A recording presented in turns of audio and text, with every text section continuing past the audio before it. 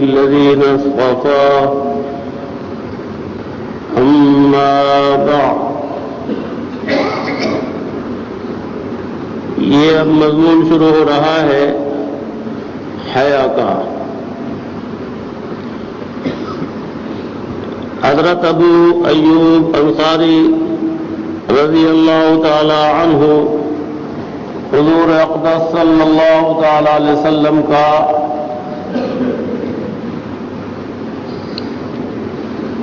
ارشاد نقل کرتے ہیں کہ 4 چیزیں رسولوں کی سنت میں سے ہیں. 4 چیزیں رسولوں کی سنتوں میں سے ہیں. نمبر 1 خوشبو لگانا، نمبر 2 نکاح کرنا، اور نمبر 3 مسواک کرنا، اور نمبر 4 حیا.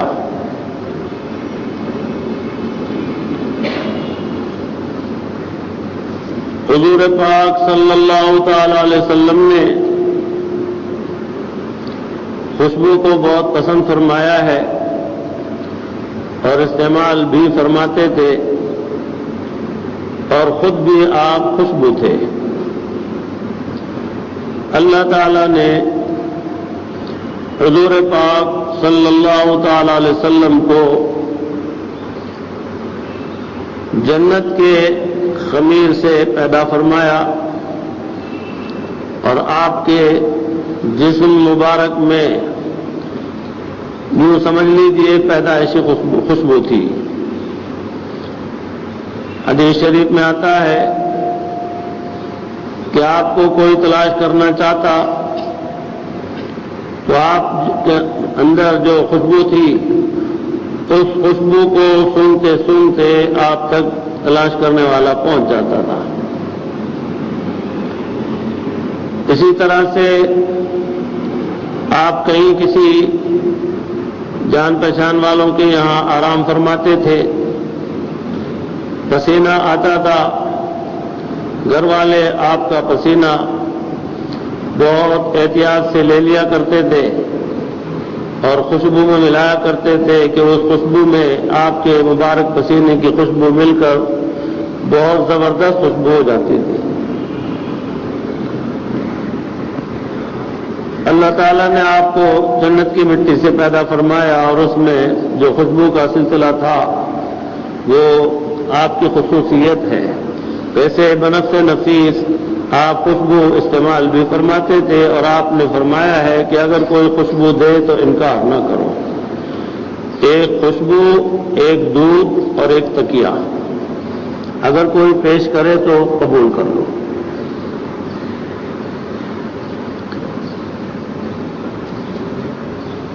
خوشبو اعتدال سے استعمال کرنا، اور خصوصاً مردوں کے لیے ایسے مواقع پر کہ جب وہ اجتماعات میں جا رہے ہوں تو سنت ہے.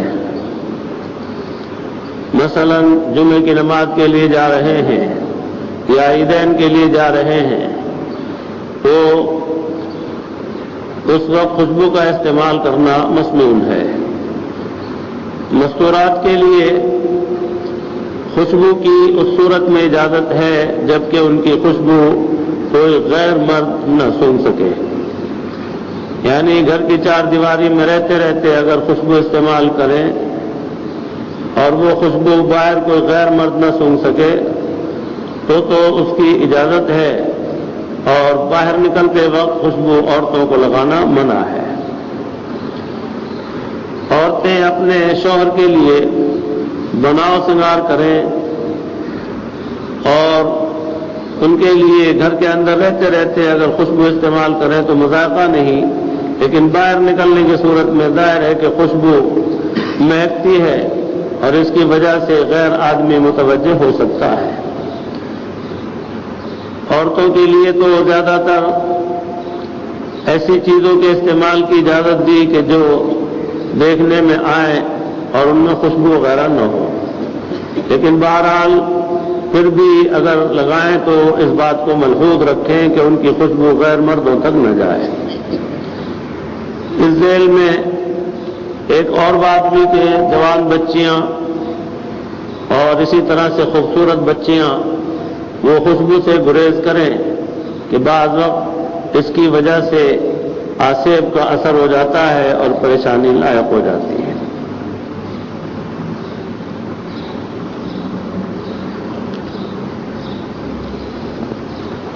ایک مرتبہ فیڈرل کیپٹل ایریا میں ایک صاحب،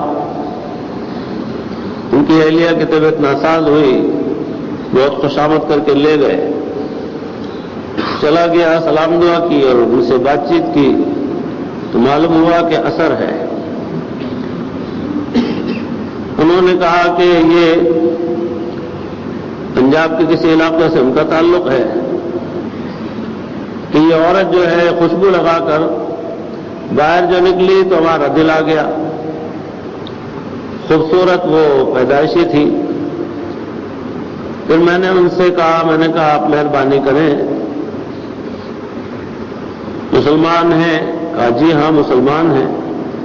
تو پھر آپ حضور پاک صلی اللہ تعالی علیہ وسلم کے ارشاد پر عمل کریں، آپ دوسروں کو ستا کیوں رہے ہیں؟ اور اس طرح سے غیر مرد کا غیر عورت کے لیے متوجہ ہونا آپ جانتے ہیں کہ جائز کب ہے۔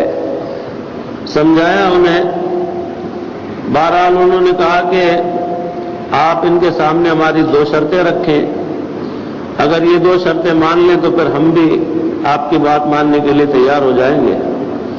پہلی شرط تو یہ کہ یہ خوشبو بالکل نہیں لگائیں گے، اور دوسرے یہ کہ یہ تلاوت نہیں کرتی ہیں، تلاوت کریں روزانہ تھوڑی بہت ضرور، تو ہم پھر ان کے پاس نہیں آئیں گے۔ میں نے ان کے شوہر سے بھی کہا، ان سے بھی کہا، وہ تو بہرحال اپنے ہوش میں اس وقت نہ تھی، وہ آسے بھی بات کر رہے تھے۔ شوہر نے وعدہ کیا، میں نے کہا دیکھ لو تمہاری جان خلاصی جو ہے اس کے لیے یہ 2 شرطیں انہوں نے رکھی ہیں۔ انہوں نے بہت پکے طریقے سے وعدہ کیا کہ ٹھیک ہے ان کو خوشبو نہیں لگانے دیں گے، اور اس طرح سے روزانہ کچھ نہ کچھ تلاوت بھی کیا کریں گے۔ چنانچہ پھر انہوں نے کہا اچھا آپ سورہ مزمل سنائیے۔ میں نے سورہ مزمل پڑھی، اور جیسے ہی اس کا اختتام ہوا تو معلوم ہوا کہ چلے گئے۔ بعد میں پھر وہ محترمہ بالکل ایسی ہو گئی جیسے نگڑا ہوا کپڑا، ایک دم کمزور۔ ویسے میں بات نکل گئی کہ آپ حضرات کو خوش فہمی نہ ہو جائے اور کہیں مجھے پریشان نہ کریں، عملیات وغیرہ کے چکر میں نہیں ہوں، اور میں نہ جانتا ہوں نہ جاتا ہوں۔ یہ ایک اتفاقی واقعہ کہہ لیجئے جو تھا، کبھی اور میرے پیچھے لگ جائیں کہ جی چل کے ذرا دیکھ لیجئے، بغیر اس کے ہی کتنے جان کو اٹکتے ہیں اور منع کرتے کرتے بھی نہیں جان چھوڑتے ہیں، اس لیے عملیات وغیرہ نہیں جانتا ہوں اور ان قصوں میں نہیں پڑتا ہوں۔ یہ ایک اتفاقی واقعہ تھا کہ وہ کہنے لگے میری اہلیہ کی طبیعت بہت زیادہ بگڑ رہی ہے، پریشان ہے، پتہ نہیں کیا قصہ ہے، آپ چل کے دیکھ لیجئے۔ جب انہوں نے اتنا زیادہ وہ کیا تو بہرحال میں نے دیکھ لیا تھا، تو وہ قصہ اصل یہ تھا۔ تو اس لیے جوان بچیوں کو اور خوبصورت لڑکیوں کو خصوصاً خوشبو سے بچنا چاہیے، اس لیے کہ اس سے ظاہر ہے کہ ان کے دل میں خیال پیدا ہوتا ہے، اور یہ ہمیں آپ کو دکھتے تو ہے نہیں، اس بنا پر اثر ہو جاتے ہیں۔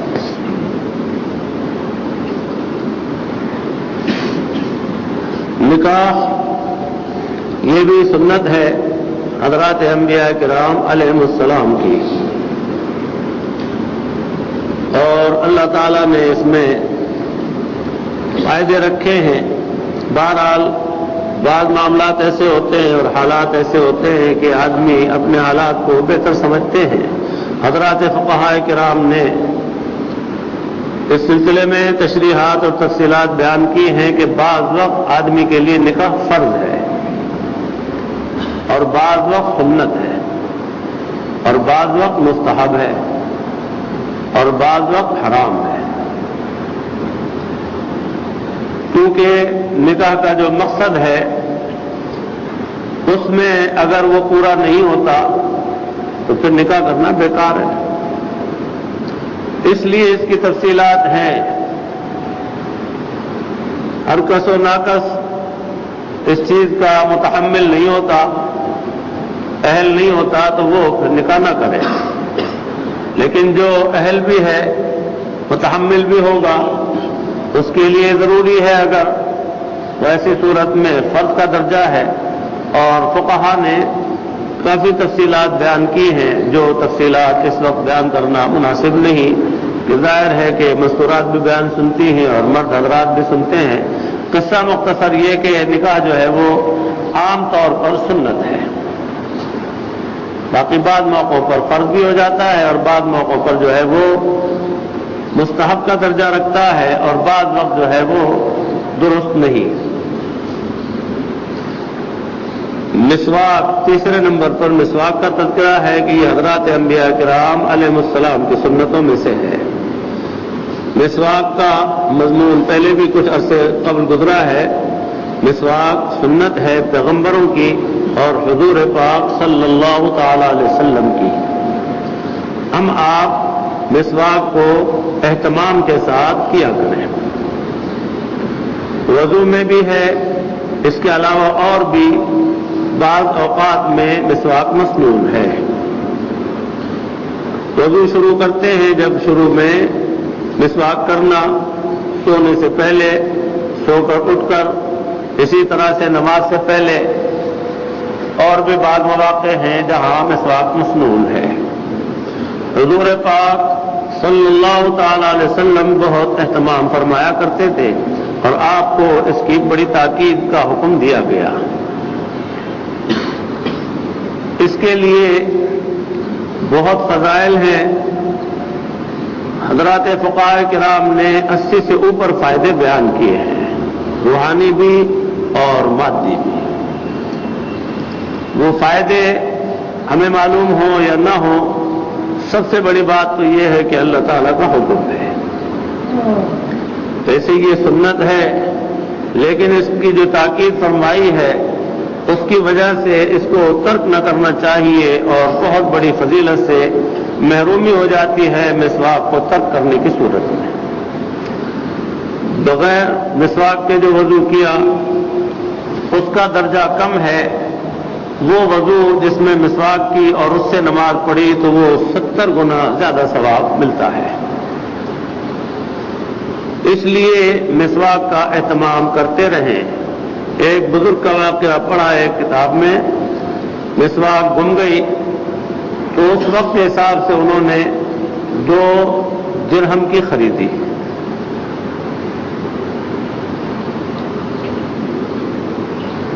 انہوں نے فرمایا کہ 2 درہم تو میرے لیے کوئی معنی نہیں رکھتے، زندگی میں مجھ سے کبھی مسواک کا عمل فوت نہیں ہوا، یہ فوت نہ ہو جائے۔ مسواک آپ ضرور کیا کریں۔ دانتوں کو صاف کرنے کے لیے منجن، ٹوتھ پیسٹ وغیرہ آپ جو بھی استعمال کریں وہ الگ ہے، لیکن مسواک کو مسنون سمجھ کر اور محبوب سمجھ کر ضرور کیا کریں، عورتیں بھی اور مرد بھی۔ ایک فائدہ تو اس کا یہ ہے، اللہ تعالیٰ راضی ہوتے ہیں، منہ صاف ہوتا ہے اور درجات بلند ہوتے ہیں۔ اس کے علاوہ اور بھی بہت سے فائدے بیان کیے ہیں حضرات فقہاء کرام نے۔ یہ کیا کم ہے کہ اللہ تعالیٰ کی رضا نصیب ہوتی ہے۔ اور من جملہ بڑے فائدوں کے ایک فائدہ یہ ہے، مسواک پر مداومت کرنے والے کا اللہ تعالیٰ کے فضل سے خاتمہ ایمان پر ہوتا ہے۔ مسواک پیلو کی بہتر ہے، افضل ہے۔ ویسے نیم کی ہو یا زیتون کی ہو، اور آج کل اس دفعہ حج میں ہم نے ایک لکڑی دیکھی، یہاں تو نہیں دیکھتے لیکن وہاں بہت دیکھی۔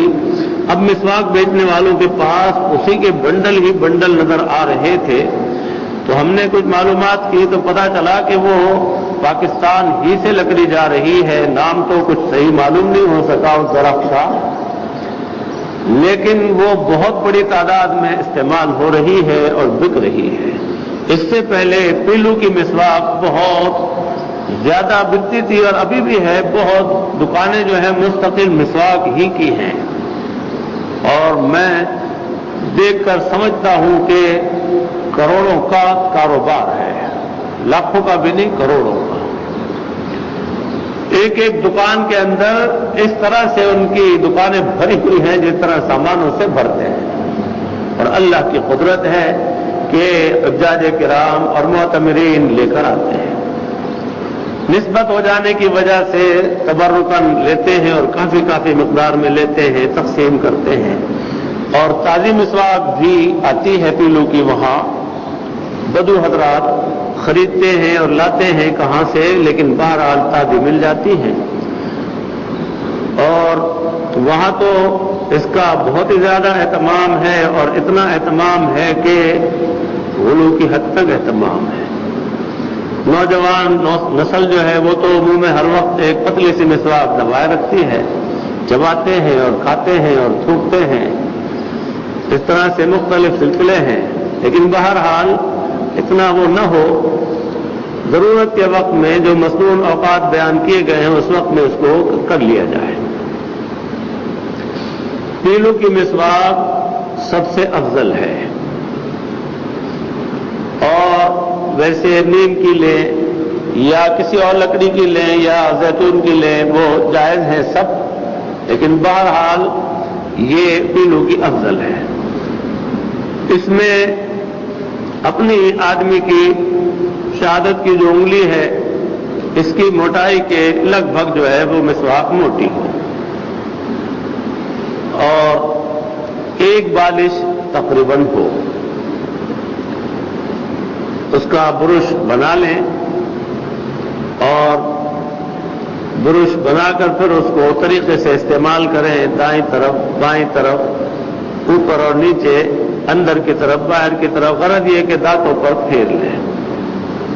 ہمارے حاجی ولی حسن صاحب رحمۃ اللہ علیہ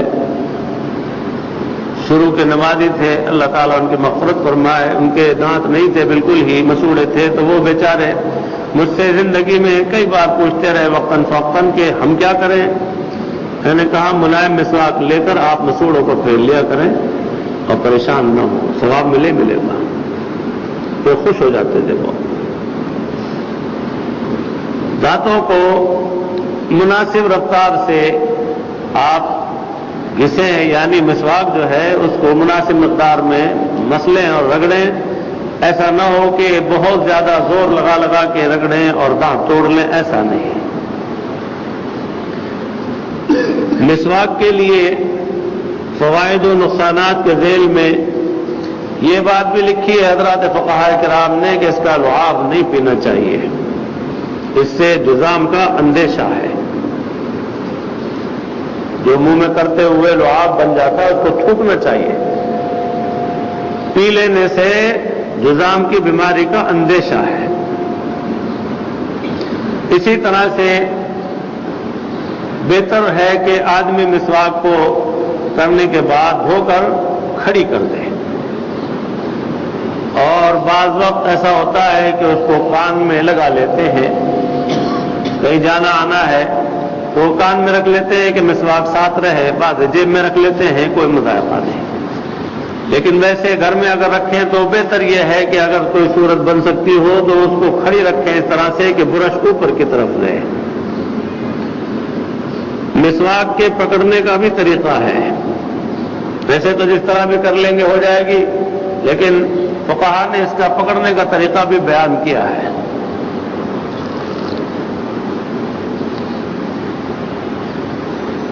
پہلے بھی سن چکے ہیں، جو حضرات نئے ہوں توجہ سے سن لیں اور دیکھ لیں۔ مثلا یہ قلم دکھا رہا ہوں، مسواک کے اس میں سمجھ لیں، اس کو یہاں سے یوں پکڑیں، یوں پکڑیں، یہ چھوٹی انگلی جو ہے یہ نیچے رکھیں اور اس طرح سے یہ انگوٹھا یہاں رکھیں اور اس طرح پکڑ کے آپ پھر اس کو کریں۔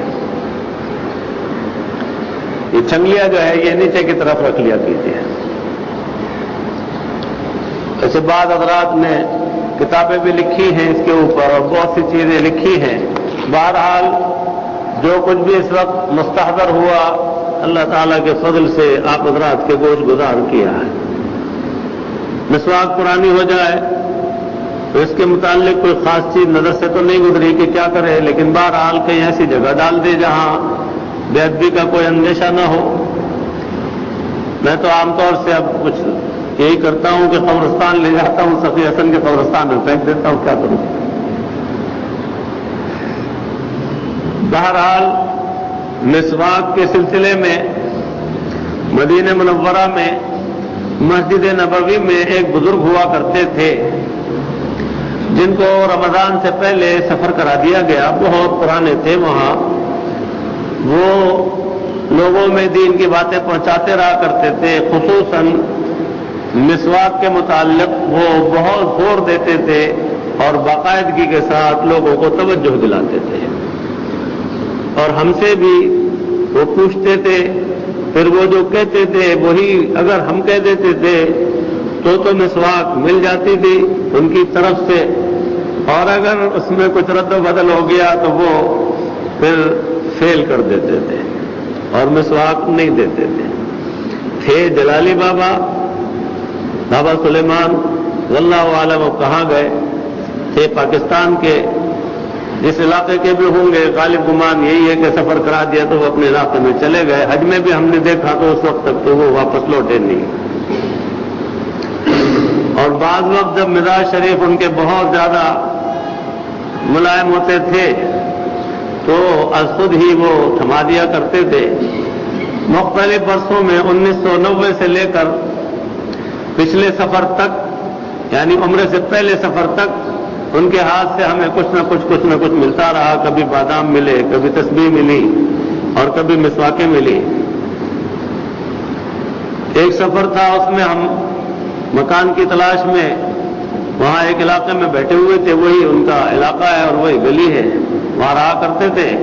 ہمیں پکے طور سے معلوم تو تھا لیکن ملاقات آسان نہیں ہوتی تھی کہ جب چاہے ملنے، ایسا نہیں تھا۔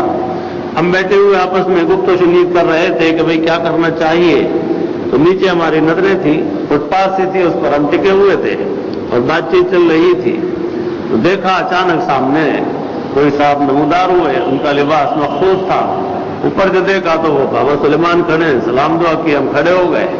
ارے آپ لوگوں نے بڑی تکلیف کی، میری وجہ سے کھڑے ہو گئے۔ جی خوش قسمتی ہے کہ آپ تشریف لے آئے خود۔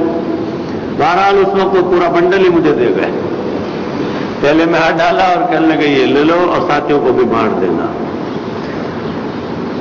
وہ فرمایا کرتے تھے یہی کہ ایک ثواب ملتا ہے آدمی کو جبکہ وضو کے اندر مسواک نہیں کرتا، اور وضو میں مسواک کرتا ہے پھر نماز پڑھتا ہے تو 70 گنا ثواب زیادہ ملتا ہے۔ اور ان کے خاص انداز کے الفاظ تھے، وہ کہتے تھے اسی طرح کہو سبق کچا ہے تو بھاگ جاؤ۔ حتیٰ کہ بعض وقت وہ دعویٰ کرتے تھے کہ اگر تم مجھے پوری نماز سنا دو تو میں 5000 ریال تمہیں دوں گا، ٹکٹ بھی دوں گا۔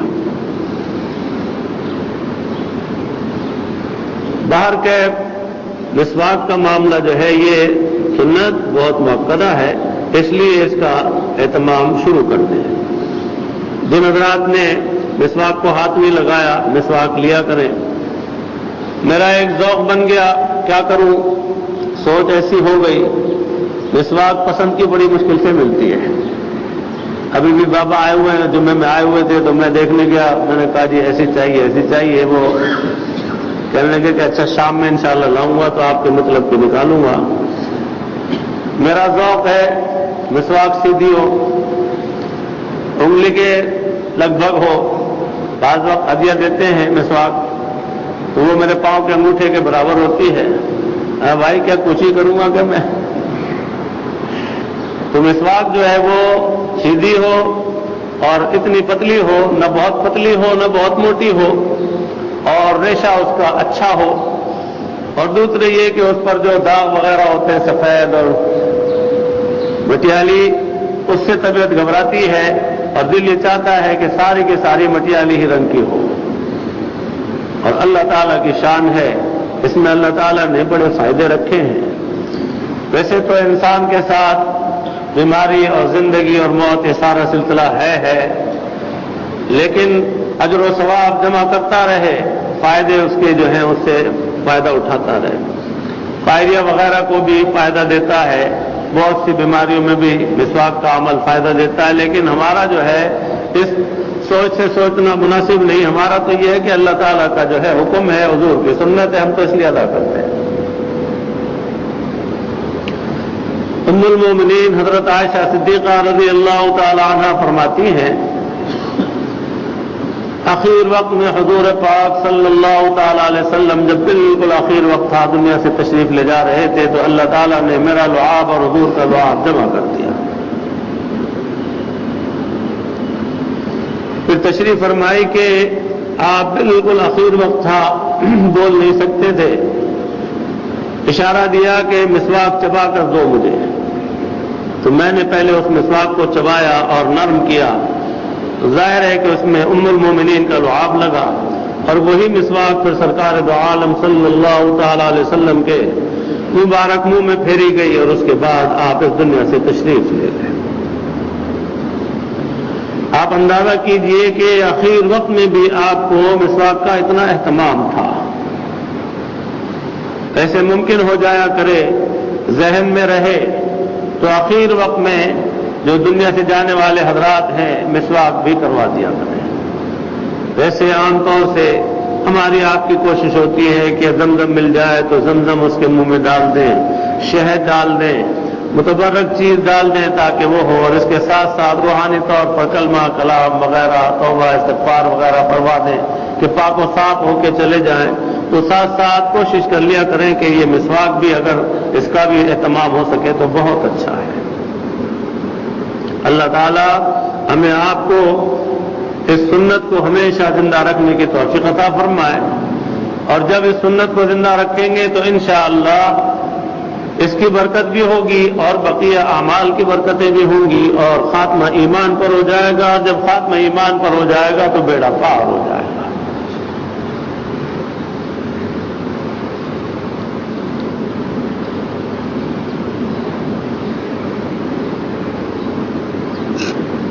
چوتھی چیز ہے حیا. حیا اللہ تعالیٰ نے ایک جوہر رکھا ہے ہر انسان میں پیدائشی طور پر، جس کو آپ اور ہم شرم کہتے ہیں، اسی کا نام حیا ہے. انسان کے اللہ تعالیٰ نے وجود میں ایک ایسی صفت پیدا کی ہے، خصوصیت پیدا کی ہے، جس کی وجہ سے برائی سے، خلاف طبیعت چیزوں سے آدمی رکتا ہے اور حجاب پیدا ہوتا ہے، اور اس کو احساس ہوتا ہے کہ ایسا نہیں کرنا چاہیے. اور یہ حیا حضرات انبیاء کرام علیہ السلام میں یہ 100% ہوتی ہے. یہ ہستیاں حیا کا پیکر ہوتی ہیں. اللہ تعالیٰ نے حیا عطا فرمائی ہے اور فرماتے ہیں کہ میں بہت غیور ہوں، مجھے بڑی غیرت آتی ہے. اور اسی میں اللہ پاک نے پرتو عطا فرما دیا اور فضل فرما دیا اپنی مخلوق میں انسانوں پر کہ حیا محسوس کرتے ہیں.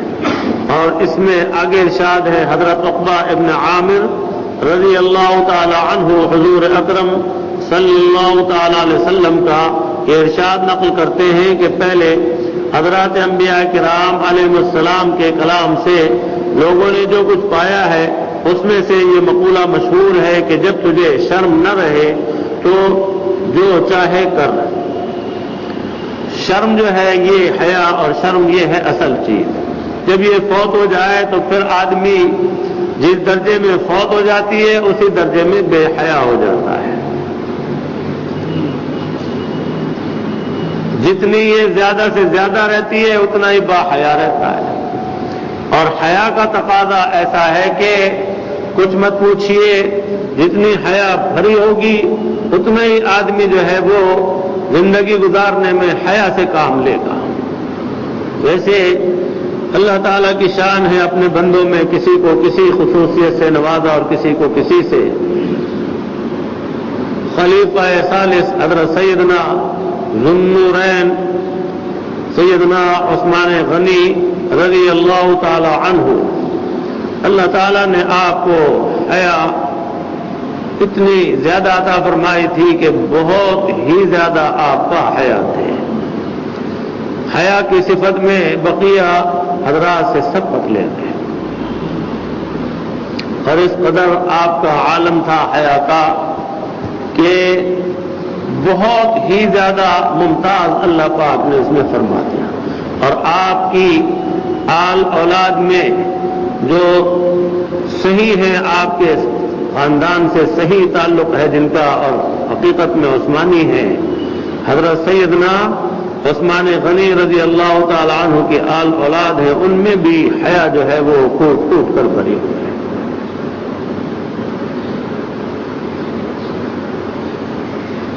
اللہ تعالیٰ کی قدرت ہے کہ یہ نعمت ایسی عطا فرمائی ہے، انسان اگر اچھی صحبت میں رہتا ہے، اس میں تحفظ ملتا ہے، تو وہ اچھے ہی کام کرتا رہتا ہے، اور حیا اس کے لیے بہت زبردست نیکی کے سلسلے میں معاون اور بدی سے روکنے کے سلسلے میں بھی زبردست رکاوٹ ہوتی ہے.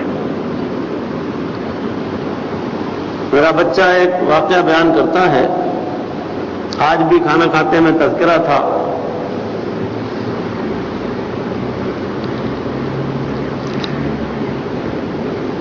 حرم شریف کے امام ہیں حضرت شیخ شریم دامت برکاتہ.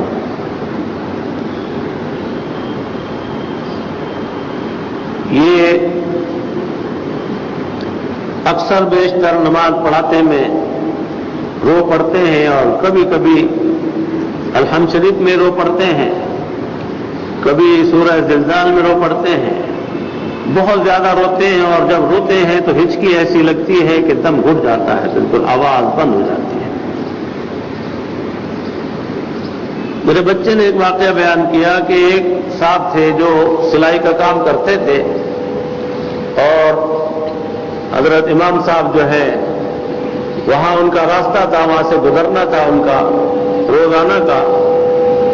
تو وہ شخص دل میں یہ سوچتا تھا کہ آپ کی چال ڈھال سے، صورت شکل سے بہت ہی زیادہ حیا ٹپکتی ہے. آپ خاندان کے لحاظ سے نہ جانے کس خاندان سے ہوں گے جو اس قدر با حیا معلوم ہوتے ہیں، اور چال کا انداز بھی بہت ہی حیا سے بھرا ہوا. وہ تقریباً روز سوچا کرتے تھے،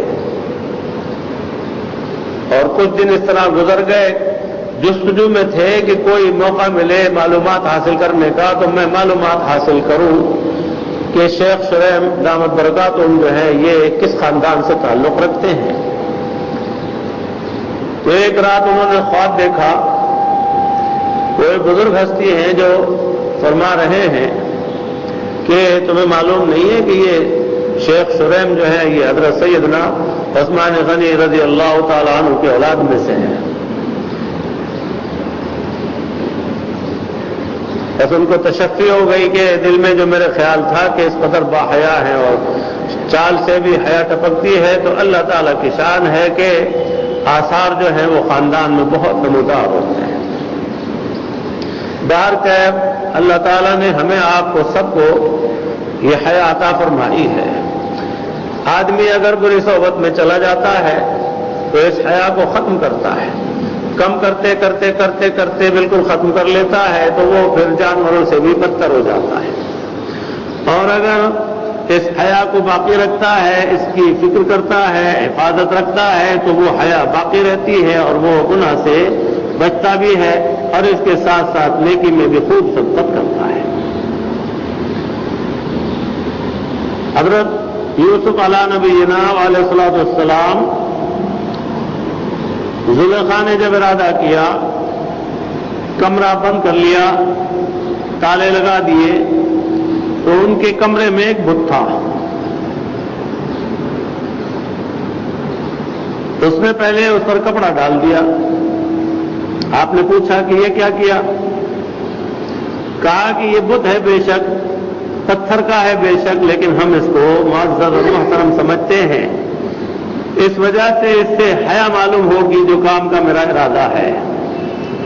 فرمایا کہ تجھے تو ایک بت سے حیا اور شرم آتی ہے، مجھے اس کے پیدا کرنے والے سے حیا اور شرم آتی ہے، اور وہ اللہ ہے. جس کو اللہ سے حیا آئے، شرم آئے، وہ گناہ کے قریب بھی نہیں جاتا.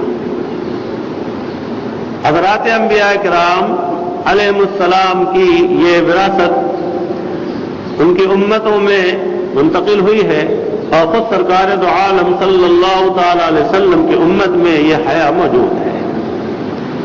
ایک سے ایک با حیا موجود ہے، اللہ کے فضل سے، اور ہر زمانے میں رہتے ہیں. اس حیا کو برقرار رکھنے کے لیے اللہ تعالیٰ کے نیک اور محبوب بندوں کی صحبت بہت ضروری ہے، تاکہ یہ جوہر یہ باقی رہے اور اس کی آب و تاب باقی رہے، اور اس طرح سے برائی اور خرابی سے حفاظت رہے. اور اللہ تعالیٰ بڑے کریم ہیں. ایک واقعہ میں نے پڑھا، ایک درویش بزرگ ہستی ساری زندگی میں ایک گناہ ہو گیا، نامہ اعمال ہاتھ میں آیا تو دیکھا کہ اس میں وہ لکھا ہوا ہے. بہت شرمائے، فرشتے لے کر چلنے لگے تو کہا کہ ذرا مجھے بچا کر لے کر چلو، مجھے شرم معلوم ہو رہی ہے کہ میرے نامہ اعمال میں ایک گناہ لکھا ہوا ہے. اللہ تعالیٰ نے حکم فرمایا سامنے لے آؤ. سامنے لائے گئے. فرمایا کہ اے بندے، جب تو نے کیا تھا تجھے اس وقت حیا نہ آئی تھی، مجھے اس وقت بھی تجھ سے حیا آئی تھی، اور آج تو معاملہ جو ہے وہ درگزر کا ہے. آج تو مجھ سے شرما رہا ہے، حیا کر رہا ہے، تو میں بھی تیری حیا کی لاج رکھوں گا، تجھے رسوا نہ کروں گا. تو اللہ تعالیٰ بہت کریم ہے، ان کی مہربانی ہو جاتی ہے. کیسے کیسے ان کے بندے، اور یہ نہیں کہ آج نہیں ہے، آج بھی ماشاءاللہ بہت باحیا موجود ہیں. کسی کے حالات سننے کے جب موقع ہوتے ہیں تو ایمان تازہ ہو جاتا ہے کہ بڑے بڑے حضرات موجود ہیں کہ جو اللہ تعالیٰ کی اطاعت اور فرما برداری میں، حیا میں، تقوی میں، پاکیزگی میں بہت فائق ہوتے ہیں. اللہ کا خوف دل میں پوری طرح سے بھرا ہوا ہوتا ہے. آگے اسی سلسلے میں اور مضمون سن لیجیے. حضرت عبداللہ ابن مسعود رضی اللہ تعالی عنہ سے روایت ہے کہ جناب رسول اللہ صلی اللہ تعالی علیہ وسلم نے ارشاد فرمایا کہ اللہ تعالیٰ سے حیا کرو جیسا کہ اس کا حق ہے. عرض کیا گیا الحمدللہ، ہم اللہ تعالیٰ سے حیا کرتے ہیں. ارشاد فرمایا یوں نہیں بلکہ حیا والے کو چاہیے کہ سر کی اور سر کے تمام اعضاء کی نگرانی رکھے، پیٹ کی اور اس کے اندر کی چیز کی حفاظت کرے، مرنے کو اور اس کے بعد بوسیدہ ہو جانے کو یاد رکھے، اور جو آخرت کا طالب ہوتا ہے وہ دنیا کی زیب و زینت کو چھوڑ دیتا ہے. اور در حقیقت یہی شخص ہے جو اللہ تعالیٰ سے حیا کا حق ادا کرتا ہے. حضرت حسن رضی اللہ تعالی عنہ حضور اقدس صلی اللہ تعالی علیہ وسلم کا ارشاد نقل کرتے ہیں کہ حیا ایمان کا ایک حصہ ہے اور ایمان جنت میں لے جاتا ہے، اور بے حیائی بدخلقی کی بات ہے اور بدخلقی دوزخ میں لے جاتی ہے. بے حیائی جو ہے یہ بہت ہی آدمی کو گرا دیتی ہے اور پھر آدمی نہیں رہتا. اس میں ایسا ہے کہ درجات سمجھ لیجئے کہ ہیں، آدمی میں جتنی حیا موجود ہوگی اسی نسبت سے وہ بچتا رہے گا. اور اصل چیز کیا ہے کہ آدمی یہ سوچتا ہے کہ کوئی جان پہچان والا مجھے اس کام کے وقت جو شریعت کے خلاف ہے، اللہ کی مرضی کے خلاف ہے، اس وقت کوئی دیکھ نہ لے، اسی لیے چھپ کر گناہ کرتا ہے. اور یا پھر اگر وہ کھلم کھلا بھی کرتا ہے تو اس کے دل کو اطمینان ہوتا ہے کہ کوئی جاننے والا اسے دیکھ نہیں رہا ہے. اگر اس کو علم ہو جائے کہ کوئی جاننے والا دیکھ رہا ہے تو وہ سٹ پٹا جاتا ہے. اس لیے اگر ذہن میں اس خیال کو پکا کر لیں کہ اللہ تعالی ہمیں دیکھ رہے ہیں اور ان کے سامنے ان کی موجودگی میں ہم یہ کام کر رہے ہیں، اگر یہ خیال پختہ ہو جائے تو پھر آدمی گناہ سے رک جاتا ہے. گناہ جس قسم کا بھی ہو، چاہے جھوٹ ہو یا کوئی حرام کھانے سے متعلق ہو یا قبضہ کرنے سے متعلق ہو یا برائی وغیرہ سے متعلق ہو، کوئی بھی گناہ ہو تو آدمی پھر سوچتا ہے کہ اللہ تعالیٰ تو دیکھ رہے ہیں، میں پھر یہ گناہ کروں ان کی موجودگی میں کتنا برا ہے. اپنی ماں کے سامنے، اپنے باپ کے سامنے اور اسی طرح سے اپنے عزیز و اقارب کے سامنے آدمی گناہ نہیں کرتا، ڈرتا ہے اور شرماتا ہے اور بچتا ہے. اور ویسے اگر اس کو اس بات کا پتہ چل جائے، اور پتہ چلنا چاہیے کہ یہ در و دیوار سارے کے سارے یہ سبھی گواہ ہوں گے اور یہ آج ہمیں بے جان نظر آتے ہیں، یہ اللہ تعالیٰ کا کچھ ایسا کرنا ہے کہ یہ سب بے جان بھی گواہ ہیں، نیکی کرنے کے سلسلے میں بھی اور بدی کرنے کے سلسلے میں بھی. ایک بزرگ ایک جگہ گئے، فرمایا کہ ذرا مجھے نماز پڑھ لینے دو، میں نماز پڑھ لوں تاکہ یہ زمین جو ہے میرے لیے گواہ بن جائے. اس لیے ہر چیز جو بھی اس وقت موجود ہوگی وہ ہر چیز گواہ بن جائے گی. اچھائی کا کام کریں گے جب اور برائی کا کریں گے جب. اس لیے یاد رکھیں کہ یہ گواہ ایسے بھی نہیں ہیں کہ یہ پھر جائیں مکر جائیں. در و دیوار، زمین، آسمان اور اس کمرے کی اور گھر کی، اس جگہ کی ہر چیز، حتیٰ کہ بہت سے واقعات ہیں ایسے کہ آدمی کئی ایسے علاقے میں جو در و دیوار کا معاملہ نہیں لیکن اشجار کا ہے، درخت ہے، تو وہ بھی جو ہے گواہ بن جائیں گے اور اس طرح سے وہ پورا ماحول جو ہے اس کے لیے گواہ ہوگا. آج کل تو مووی کا دور ہے. ایک شخص کی شادی ہوئی اور باہر سے آئے ہوئے تھے سعودیہ سے.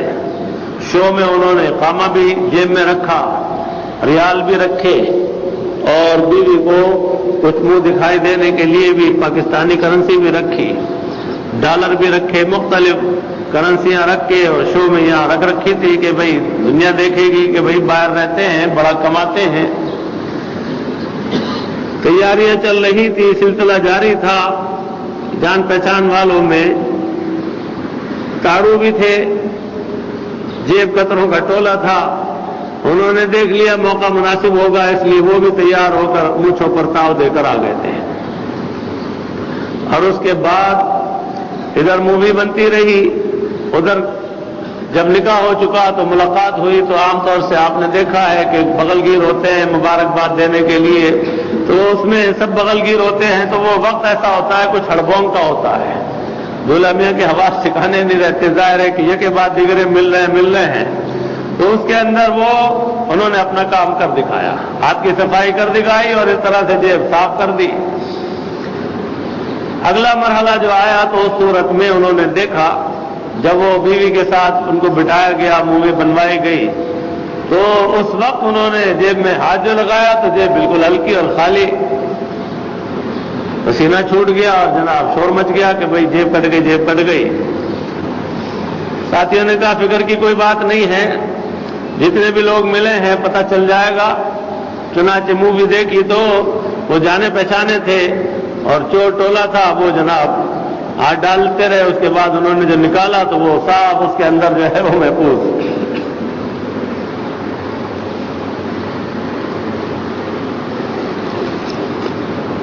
بعد میں کیا کیا واللہ عالم، لیکن بہرحال پتہ چل گیا.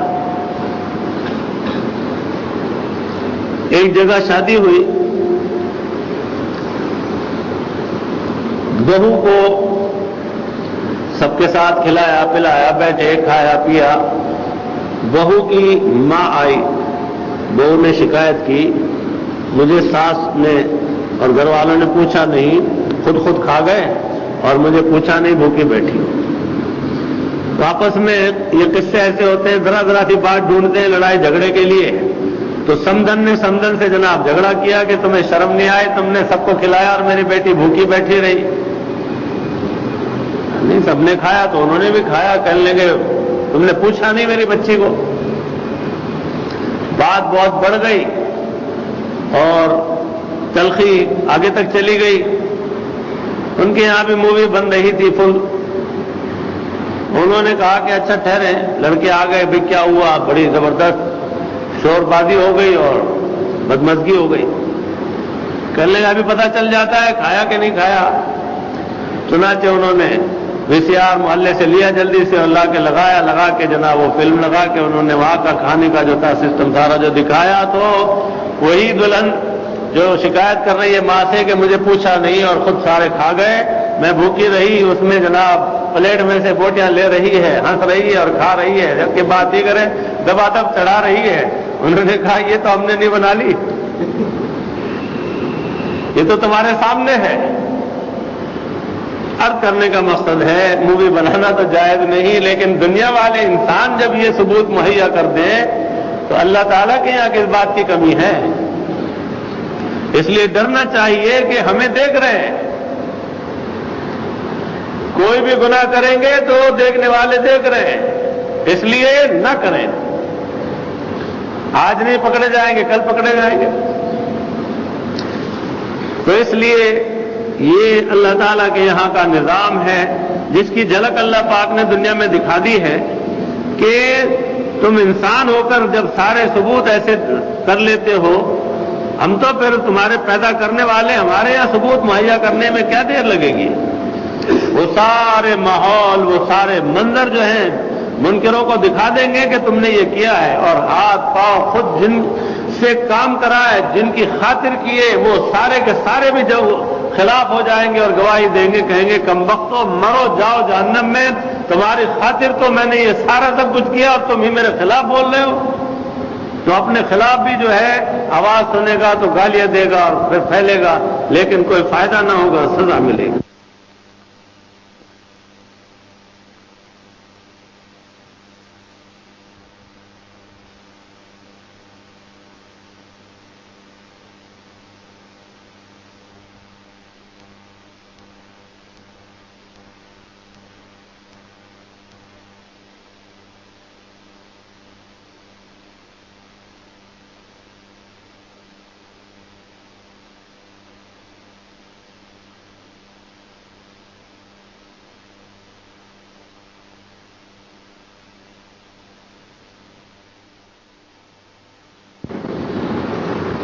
سات نمبر کا پل، ادھر سے دوپہر میں دکان سے آ رہا تھا میں اسکوٹر پر، وہ مجھ سے آگے آگے تھا اور ایک کار میں ایک لڑکی کار چلا رہی تھی،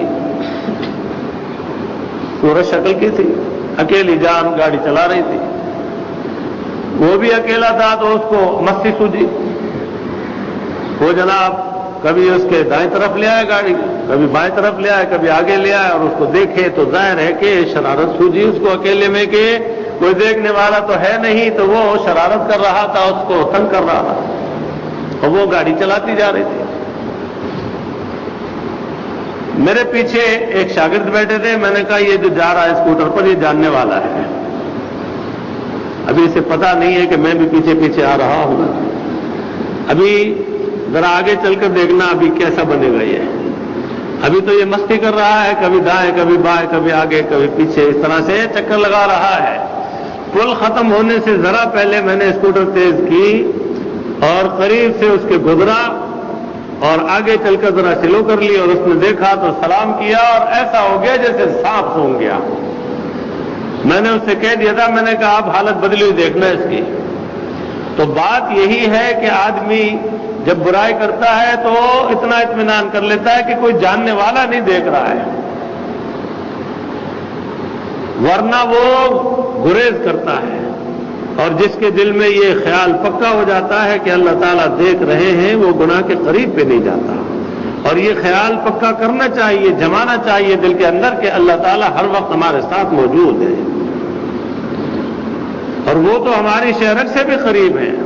तो इसलिए गुनाह से बचने का सबसे आला दर्जा जो है वो ये तिर्याक का नुस्खा है, अक्सीरी नुस्खा, इसको अपनाना चाहिए। और नंबर 2 पर कि अल्लाह के नेक बंदे, फरिश्ते, नूरी मखलूक हमारे साथ हैं, वो भी हमारे साथ हर वक्त रहते हैं, देखते रहते हैं हमें। और तीसरे नंबर पर यह कि जहां भी कहीं बुराई करेंगे, गुनाह करेंगे, तो वो दरो दीवार, जमीन वगैरह सब गवाही देंगे। जमीन में जाता है तो जमीन कहती है तू बहुत गड़बड़ करता था, मेरी पेट पर बड़ी बदमाशी करता था, बहुत तंग करता था, गंद करता था, आज तू मेरे पेट में आ, अब देख मैं तुझे बताती हूं कि मैं तेरे साथ कैसा बर्ताव करती हूं। हदीस शरीफ का मजमून है।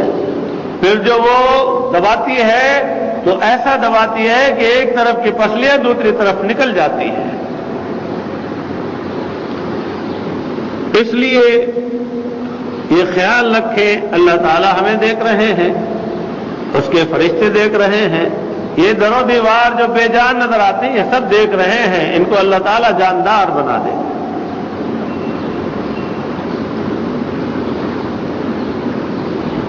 आगे इरशाद फरमाया, हजरत सलमान फारसी रज़ी अल्लाह ताला अन्हु फरमाते हैं कि अगर मैं 3 मरतबा मर के जीऊं, मुझे ये ज्यादा पसंद है इससे कि मैं किसी के पर्दा बदन को देखूं या कोई मेरे पर्दे बदन को देखे। हजरत अली करमल्लाहु वजह से मनकूल है कि अल्लाह ताला लानत करते हैं किसी का सत्र देखने वाले पर और दिखाने वाले पर। जो पोशीदा जिस्म होना चाहिए मर्द का जो है वो जरूरी और फर्ज के दर्जे में नाक से लेकर और घुटने तक, औरत का जो है सर से लेकर पांव तक छुपाना चाहिए। और जो मजबूरियां और जरूरतें हैं वो मुस्तस्ना है। ये जो बात बयान हो रही है बिला जरूरत की बयान हो रही है, बगैर किसी उद्र के जो आदमी देखे दिखाए तो उसके मुताल्लिक है कि लानत है। आजकल फैशन चल गया है, मुझे लगता है शायद कि फिल्मों में कहीं दिखा दिया होगा, अच्छी खासी उम्र के दोबारा से चड्डियां पहनकर बाहर निकलने लग गए हैं।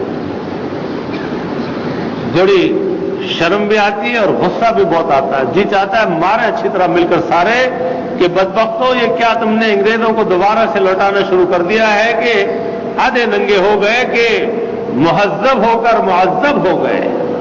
अच्छी तुमने तहजीब अपनाई मुअज्जब लोगों की, और इतने फखरिया चलते हैं, कोई टहलने के लिए निकल रहा है। अभी मैंने देखा और साथ वालों को दिखाया कि कार चला रहा था कम्बख्त, और चड्डी पहन रखी थी और घुटने से ऊपर की चड्डी, और जनाब कार से जो निकला तो नंगा। देख रहे हो बेहया को।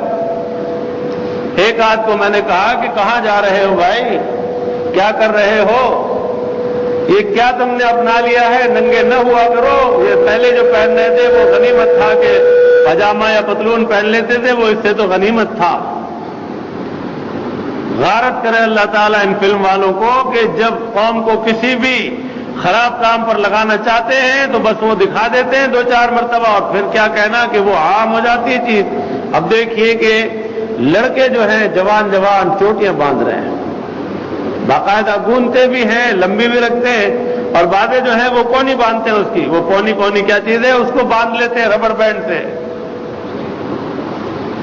लड़कियां जो है वो लड़के बन रही है, बाल मुंडवा के कटवा के, कोई अंग्रेजी रख के, पतलून पहन के, बुरशट पहन के लड़का बन रही है बिल्कुल। हया जब खत्म हो जाती है तो ये सब कुछ जो है आसान हो जाता है। और ये दुनिया में अपने लिए जहन्नम का ठिकाना मजबूत करने वाले चंद टकों की खातिर जो है वो दुनिया को बिगाड़ते हैं। और ये बुराई का तो जज्बा जो है वो ऐसा है कि एक दफा जरा सी झलक देख ले आदमी तो 100 दफा अपनाता है। اور اچھائی کے لیے 1,00,000 دفعہ بلاؤ تو 1 دفعہ مشکل سے اپناتا ہے۔ اس لیے آپ حضرات کم از کم جو سننے والے ہیں میرے، تو آپ حضرات تو چڈی مت پہنیے، بہت مایوب ہے۔ سچ بات ہے، خون کھولتا ہے میرا، اور دل چاہتا ہے کبھی یاد آ گیا تو جمعے کے مجمع میں بھی کان میں ڈال دوں گا۔ ہمارا کام کان میں ڈالنا ہے۔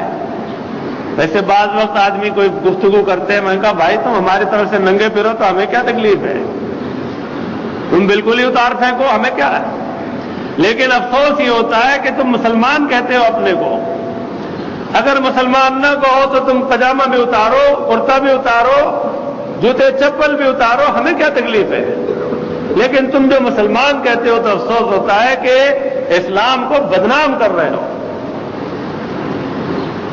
تو اس لیے یہ حالت جو ہے بے حیائی کی عام ہو رہی ہے، اور جب آدمی کی حیات ختم ہو جاتی ہے تو اس کے لیے گناہ کرنا کوئی مشکل نہیں۔ یہ ننگی فلمیں آخر کوئی بنواتا ہے کہ نہیں؟ کوئی بنانے والے بناتے ہیں کہ نہیں؟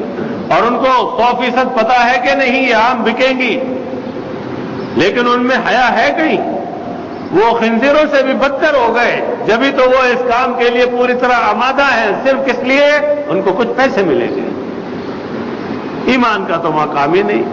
وہ تو حرکتیں اس لیے کر رہے ہیں کہ جو ایمان کا دعویٰ کرتے ان کو بگاڑنا ہے۔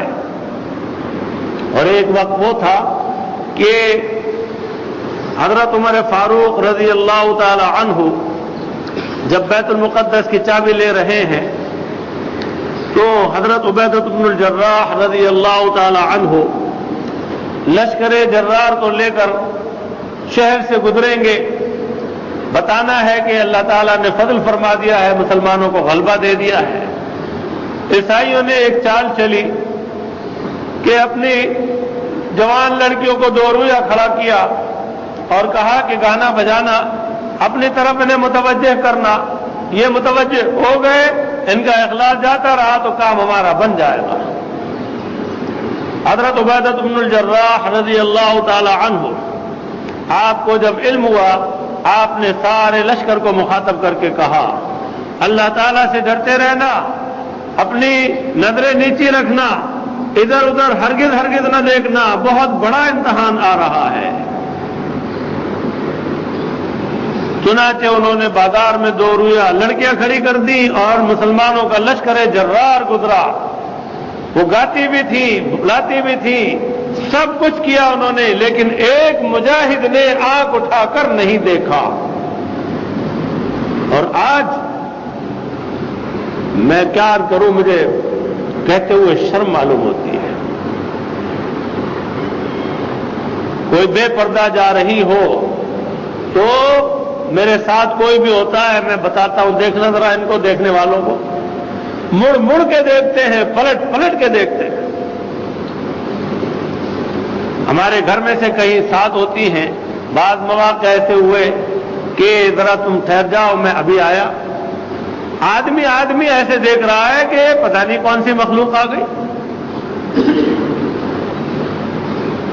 بڑے بھائی ہمارے کارڈیو میں داخل تھے، آپریشن ہونے والا تھا ان کا، تو گھر میں سے بھی جایا کرتی تھی، عصر کی نماز کا وقت عام طور سے بیچ میں پڑتا تھا، تو میں نے کہا تم ذرا باہر کھڑے رہو ایک طرف کو، میں نماز پڑھ کے ابھی آ رہا ہوں۔ جو نماز پڑھ کے نکلے وہ سب سے پہلے ادھر ہی دیکھے۔ بھائی کیا مشکل کیا ہے، ایک طرف کو عورت کھڑی ہے، برقعے میں کھڑی ہے، حیا کرو، شرم کرو، کہ ہر نکلنے والے کو ابھی اللہ کے سامنے سجدہ کر کے نکلے ہو اور ادھر دیکھنا ضروری ہے۔ اور جہاں پردہ نہیں ہے وہاں تو مڑ مڑ کے دیکھتے ہوئے، میں نے کتنوں کو دکھایا اپنے ساتھ والوں کو، میں نے کہا ذرا ان کی صورت شکل دیکھو، ذرا یہ دیکھو اور یہ دیکھو کہ بار بار مڑ مڑ کے دیکھ رہے ہیں۔ اور اللہ کی پناہ اللہ تعالیٰ مہربانی رکھے اور سوچ اچھی فرمائے اور سقم اور خرابی سے محفوظ فرمائے۔ سرزمین مقدس پر بھی کتنے ہیں کہ جو بھول جاتے کہاں ہیں۔ ایک بزرگ ہستی ہیں، 76 کا واقعہ ہے، حرم شریف میں ہم بیٹھے ہوئے تھے، کوئی 11 بجے کے آس پاس کا وقت تھا دن کا، تو وہ بوسہ لے کر آئے تھے، انہوں نے ایک واقعہ بیان کیا، فرمایا کہ ابھی ابھی سامنے کا واقعہ ہے کہ بوسہ لینے کے لیے میں بھی لگا ہوا تھا، تو اس میں کوئی عورت بوسہ لینے کے لیے آگے بڑھی، بے برقع تھی، عرب علاقے کی تھی۔ ادھر سے ایک اور نے دیکھا کہ موقع بہت غنیمت ہے، بجائے اس کے کہ حجر اسود کا بوسہ لیتا، اس نے وہاں بوسہ لے لیا۔ ان بزرگ نے خود اپنی آنکھوں سے دیکھا، اور اس کے بعد پھر لوگوں نے جو ان کی درگت بنائی ہے تو وہ اللہ کی پناہ مار ماری ہے کہ ہوش اڑا دیے ان کے۔ اس لیے حیا کو بہت زبردست جو ہے بیدار رکھنے کی ضرورت ہے۔ آج کل گناہ کرنے کے لیے یہ رٹے رٹائے کلمات کہہ دیتے ہیں، جی حیا آنکھ میں ہوتی ہے آدمی کے، حیا دل میں ہوتی ہے۔ ارے دل میں ہوگی تو پھر اس کو عمل میں لاؤ گے اور گناہ سے بچو گے۔ یہ آنکھ کی حیا کہاں حیا رہی کہ یہ بھائی ہے میرا، یہ فلاں ہے، یہ فلاں ہے، یہ فلاں ہے، اور اس آڑ میں گناہ کرتے رہتے ہیں اور دروازہ جو ہے کھولتے رہتے ہیں اور کسی کو یہ سمجھتے پتہ نہیں چلا۔ بے حیائی پھیلانے والے بے حیائی پھیلاتے رہتے ہیں۔ لوگ کہتے ہیں ریڈیو، ٹی وی اور اسی طرح سے یہ وی سی آر، ڈش وغیرہ یہ جو ہیں یہ ذرائع ابلاغ، اس سے بہت اچھے اچھے کام بھی لیے جا سکتے ہیں، لیکن یہ بتائیے کہ کام لیے کیا جاتے ہیں؟ کام تو خرابی کے لیے جاتے ہیں۔ اب سے 50 سال پہلے کا معاشرہ دیکھ لیجئے اور اب 50 سال بعد کا دیکھ لیجئے، کتنا فرق ہو گیا۔ اور اب دیکھ لیجئے کہ کتنی تیزی سے خرابیاں پیدا ہو رہی ہیں، بگاڑ کتنا پیدا ہو رہا ہے۔ پہلے سینما گھر میں جا کر سینما دیکھا کرتے تھے، اب گھر کے اندر ہی بیٹھ کر دیکھتے ہیں۔ پہلے بہت محتاط ہو کر کچھ کو لے جاتے تھے، کچھ کو چھوڑ جاتے تھے کہ فلاں فلم جو ہے فلاں سین ہوتا ہے وہ دیکھنا بچوں کے لیے مناسب نہیں۔ اب تو فل جو ہے پوری فیملی ساتھ بیٹھ کر دیکھتی ہے اور سب دانت پھاڑتے رہتے ہیں اور ٹھٹے مارتے رہتے ہیں اور کوئی برائی محسوس نہیں کرتے۔ عام طور سے یہی ہے کہ نہیں؟ تو خرابی تو پیدا ہوگی۔ اس لیے حیا جو ہے اس کو فوت نہ ہونے دیں، اس کو زندہ رکھیں۔ حیا اگر باقی رہے گی تو کام ٹھیک رہے گا۔ حیا آہستہ آہستہ کم ہوگی، کم ہوتے ہوتے ختم ہوگی تو پھر رشتہ جو ہے وہ تقدس کا مٹ جائے گا، گناہ آسان ہو جائے گا، نیکی جو ہے وہ بری معلوم ہونے لگے گی۔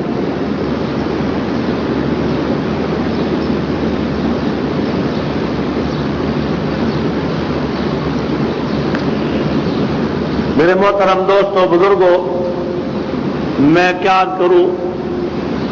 آپ اور ہم اپنی سی کوشش کریں، جہاں تک بھی ممکن ہے گناہوں سے بچیں، کثرت سے استغفار کریں۔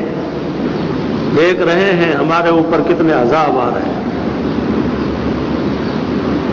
کہیں تو انسانوں کے ہاتھوں ہی مارے جا رہے ہیں اور کہیں قدرت کے ہاتھوں فیصلے ہو رہے ہیں اور کس قدر اموات ہو رہے ہیں۔ کہیں گھر گر گئے، کہیں سیلاب میں بہہ گئے، کہیں کچھ ہو گیا، کہیں ریلیں لڑ گئی، کہیں گاڑی جو ہے وہ کھڈ میں گر گئی، کہیں آپس میں ٹکرا گئی۔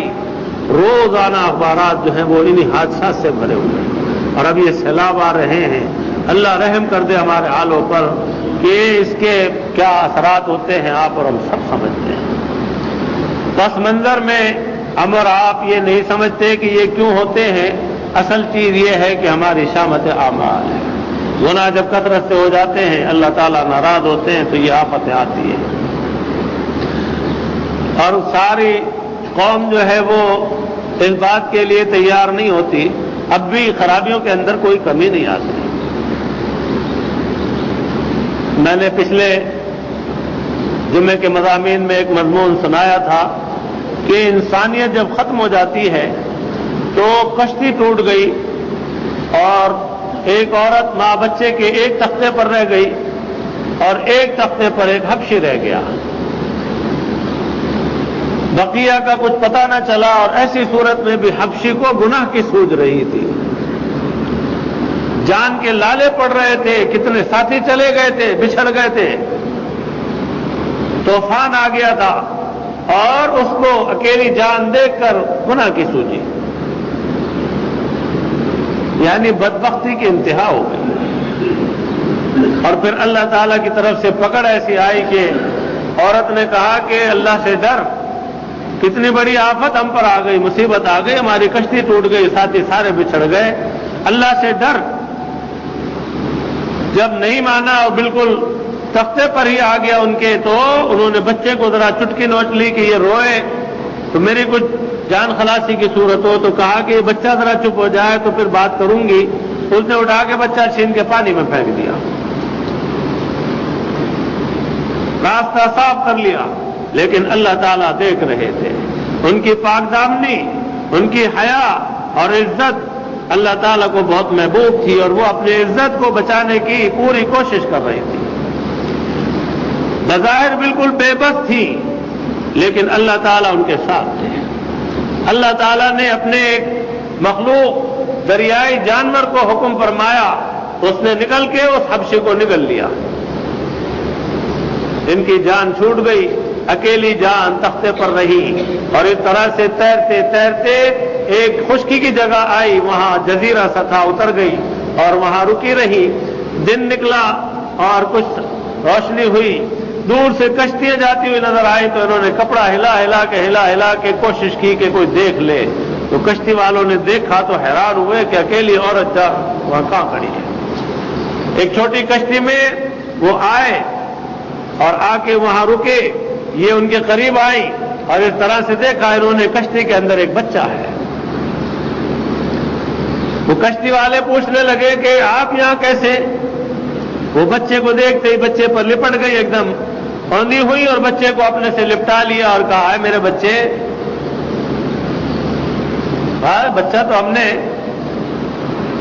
عجیب طریقے سے لیا، آپ کیا کہہ رہی ہے میرا بچہ؟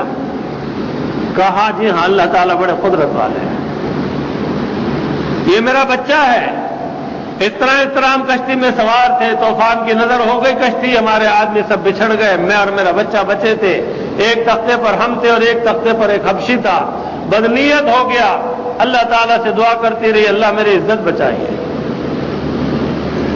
اس نے میرے بچے کو چھین کر پانی میں پھینک دیا، اور دوسرے لمحے ایک جاندار کوئی بڑی خطرناک چیز نکلی اور اس نے اس حبشی کو نگل لیا۔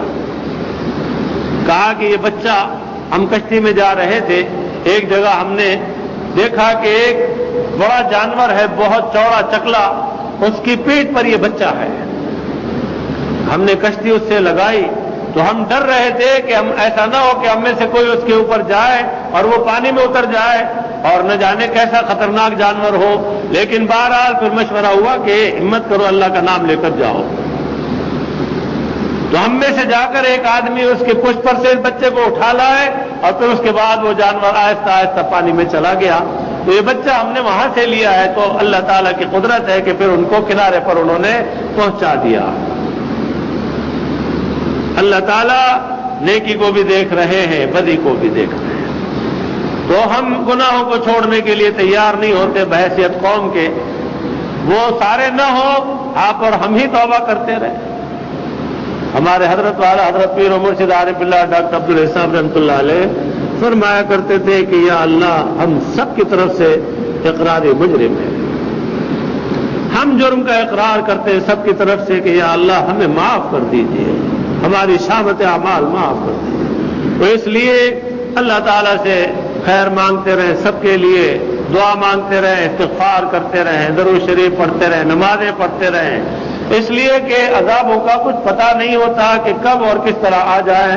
شہر کراچی میں بھی کتنے اللہ کے کرم ہو گئے کہ بار بار ایسے خطرناک عذاب آنے کو ہوئے کہ جن کے نتائج اگر اللہ نہ کرے کہ وہ ہو جاتے تو یہ تھے کہ کراچی کو صفائی سے مٹا دیتے، لیکن محض اللہ تعالیٰ کی مہربانی ہے جو کرم فرما دیتے ہیں، اس لیے کہ ان کے کچھ بندے بندیاں یہاں رونے والے، گڑ گڑانے والے، معافی مانگنے والے بھی رہتے ہیں۔ تو اس لیے ان رونے والوں میں، گڑ گڑانے والوں میں آپ اور ہم بھی شامل ہو جائیں، اللہ تعالیٰ سے سب کی طرف سے معافی مانگا کریں کہ اللہ تعالیٰ اپنے عذابوں کو ٹال دے اور حیا کو اللہ تعالیٰ غالب فرما دے، بے حیائی سے اللہ تعالیٰ محفوظ رکھیں۔ دعا کر لیجئے، وقت قریب آ رہا ہے۔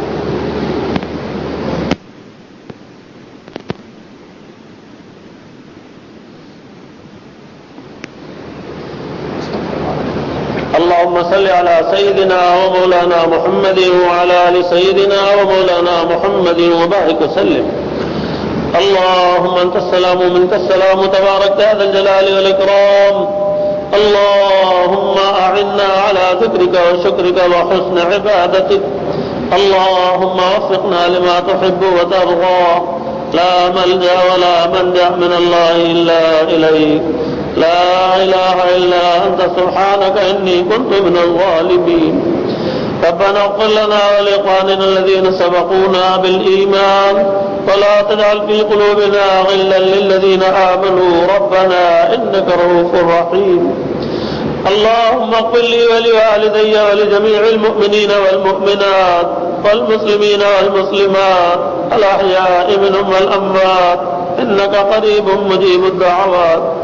اے الہ العالمین، طاعات کی خوب توفیق عطا فرمائیے، گناہوں اور برائیوں سے بچائیے، اور قدم قدم پر حضور پاک صلی اللہ تعالی علیہ وسلم کی کامل اتباع نصیب فرمائیے، کامل مشابہت نصیب فرمائیے، والین اور مغضوبین کی پیروی اور مشابہت اور غلامی سے بچائیے.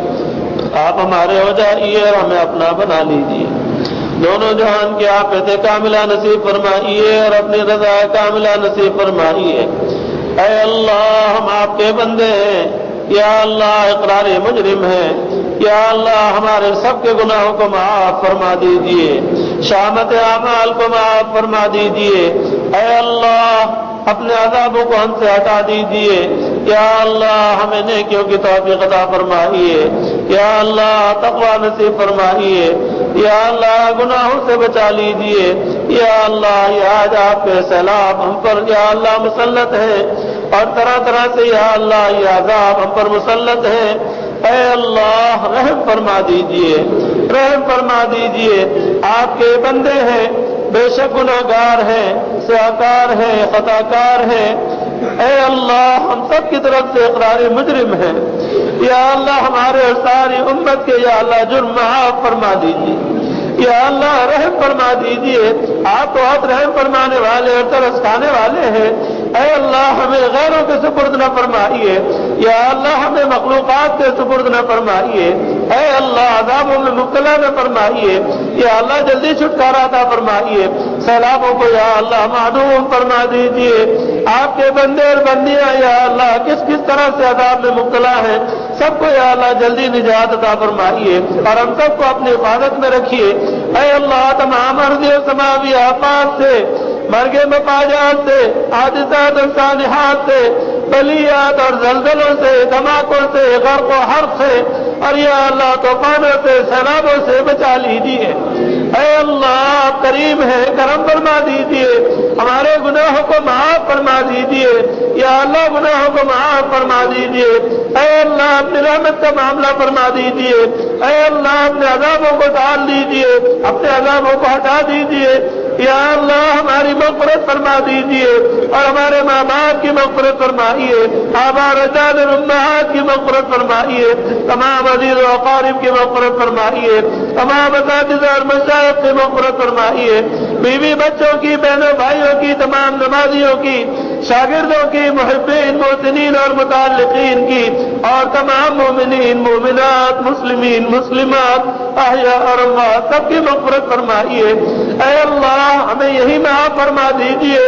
ہم سے کسی بھی بات پر نہ یہاں معاوضہ فرمائیے، نہ برزخ میں معاوضہ فرمائیے، نہ آخرت میں معاوضہ فرمائیے. یا اللہ، درگزر فرما دیجیے. یا اللہ، ہم بہت ہی خطاکار ہیں، قصوروار ہیں، ہمارا روح گناہ میں ڈوبا ہوا ہے. آپ یا اللہ رحمت کے سمندر میں ڈبو کر ہمیں پاک و صاف فرما دیجیے. یا اللہ، اپنا کرم فرما دیجیے، ہم سے راضی ہو جائیے. یا اللہ، ہم سے راضی ہو جائیے. یا اللہ، ناراضگی کو ختم فرما دیجیے.